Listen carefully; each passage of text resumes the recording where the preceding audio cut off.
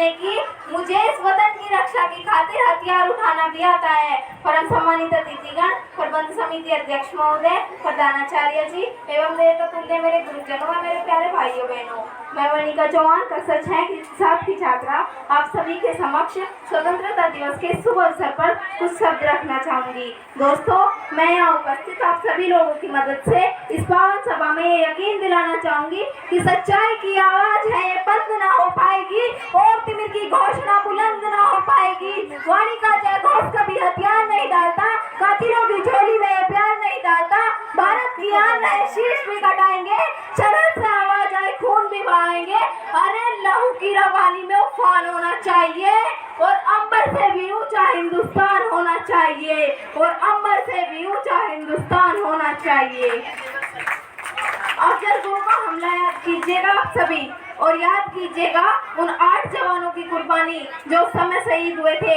बड़े कवि मदन मोहन समर जी कहीं लिखते हैं कि इस देश की रक्षा को जब जब खाकी वर्दी लाल हुई, संसद छूने वाली ताकत 100 गज दूर हलाल हुई। अपने कर्म से वो साहस की दहलीज बने, वो जीते जी लोकतंत्र के मंदिर की प्राचीर बने, और 8 भारत का मान रखा, अपनी लाशें बिछानी में ऊपर हिंदुस्तान रखा, अपनी लाशें बिछानी में ऊपर हिंदुस्तान रखा।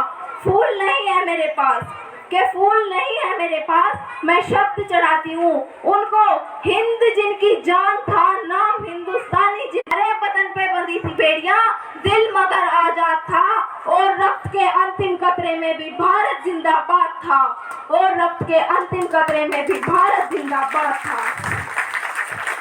उसके बावजूद आज एनसीईआरटी की पुस्तकें पढ़ाती हैं कि मध्य रात्रि को 2 दस्तावेजों पर दस्तखत हुए और आजादी हमारी झोली में आ गई। मैं पूर्णतः विरोध करती हूँ इस बात का कि केवल 2 दस्तखतों और 2 दस्तावेजों से आजादी हमारी झोली में नहीं आई। कतरा कतरा खून दिया था, दी जवानी जुनून दिया था, खड़े अंग्रेज माने नहीं तो गोलियों से भून दिया था, खड़े अंग्रेज माने नहीं तो गोलियों से भून दिया था। अरे गोलियों के गाल नहीं थे ना आवाज मंजीरों की, खनखनाहट गूंजती थी सेल्यूलर में जंजीरों की, और माओ ने गोली खाई थी, बेटे लटके थे फंदों पे, आजादी की डोली उठी है कुर्बानी के कंधों पे।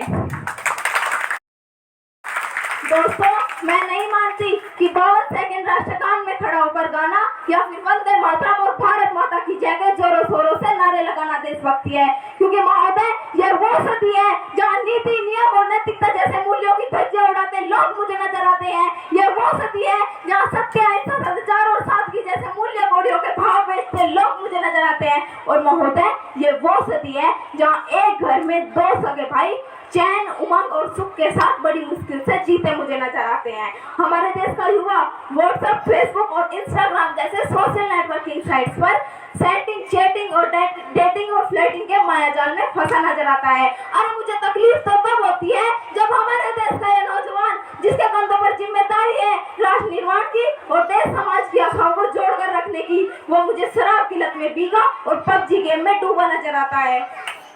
एक सैनिक बनकर सेना में जाना ही देशभक्ति नहीं है। आजादी के पूर्व बात कुछ और थी और आज बात कुछ और है।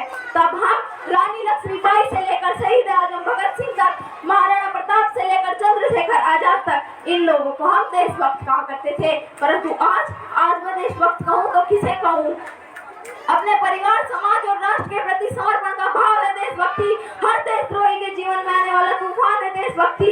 एक पत्रकार अपनी पत्रकारी पूरी ईमानदारी से करे तो वो है देशभक्ति। और एक शिक्षक जब पैसों के लिए नहीं वरन विद्यार्थी को आगे बढ़ने के लिए शिक्षा दे तो वो है देशभक्ति। तो मैं देशद्रोहियों से कहना चाहूंगी कि हवाओं में जहर घोलने वालों, फिजाएं हमारे सरों पर बदलती है। अरे तुम क्या तस्वीर बदलोगे मेरे भारत की? शेरों के जिगर में माँ भारती बसती है, शेरों के जिगर में माँ भारती बसती है। हमारा राष्ट्र निर्माण तब संभव होगा जब एक गरीब बुजुर्ग की झोपड़ी की जगह उसका अपना घर होगा। हमारा राष्ट्र निर्माण तब संभव होगा जब हमारे मन से जाट, राजपूत और मेघवाल के भाव मिटाए जाएंगे। हमारा राष्ट्र निर्माण तब संभव होगा जब देश के कॉलेजों और विश्वविद्यालयों को अराजकता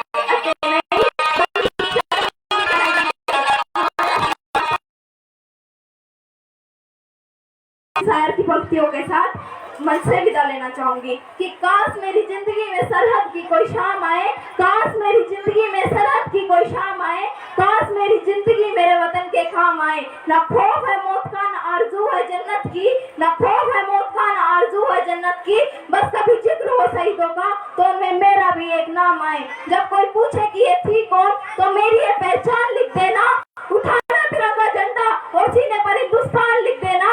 जब कोई पूछे कि ये पागल थी कौन तो क्रांतिकारियों की चेली और इनकलाब का नाम लिख देना। और बचा हो जिस्म में एक बूंद भी रहूं तो उसे निकालो और माँ तुझे सलाम लिख देना। जय हिंद।